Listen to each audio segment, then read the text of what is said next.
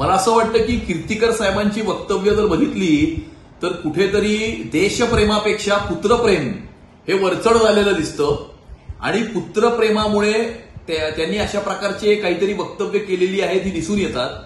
त्यांनी जी काही वक्तव्य केली त्याला माझं उत्तर असंच असेल की कर नाही त्याला डर कशाला, ज्यांनी काही केलंच नाही त्याला घाबरायची आवश्यकता नाही ना.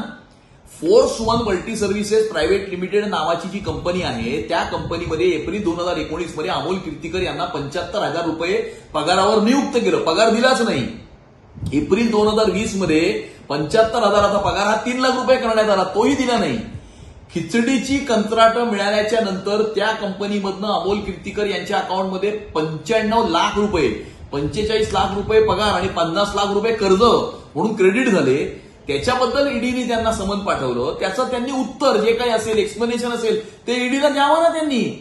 आणि त्यामुळे जर त्यांनी काही कोणता गुन्हा किंवा चुकीची गोष्ट केलेली नसेल तर त्यांना घाबरण्याची आवश्यकता नाही.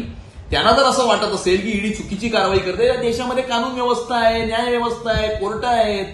आणि त्यामुळे मला असं वाटतं की कीर्तीकर साहेब उगाच पुत्रप्रेमामध्ये, पुत्राच्या मोहामध्ये येऊन अशा प्रकारची काहीतरी मिसलिडिंग स्टेटमेंट्स करतायत. माझी त्यांना ही विनंती राहील की संभ्रमावस्था तयार करणारी अशा प्रकारची कोणतीही स्टेटमेंट्स त्यांनी करू नये. मुझे ऐसा लगता है कि गजानन कीर्तिकर जी कहीं न कहीं देशप्रेम और पुत्रप्रेम के बीच में अटके हुए मुझे नजर आते हैं और इसीलिए संभ्रमावस्था में इस प्रकार की कुछ तो स्टेटमेंट्स वो कर रहे हैं. मराठी में कहावत है कि कर नहीं तेरा डर कशाला, जिसने कुछ किया ही नहीं उसे डरने की आवश्यकता नहीं. और इसीलिए ईडी ने अगर समन भेजा है अमोल कीर्तिकर को तो force one multi services private limited नाम की वो कंपनी है जिस कंपनी ने अमोल कीर्तिकर को 75,000 रुपये पगार पर 2019 में अपॉइंट किया, लेकिन पगार दिया नहीं.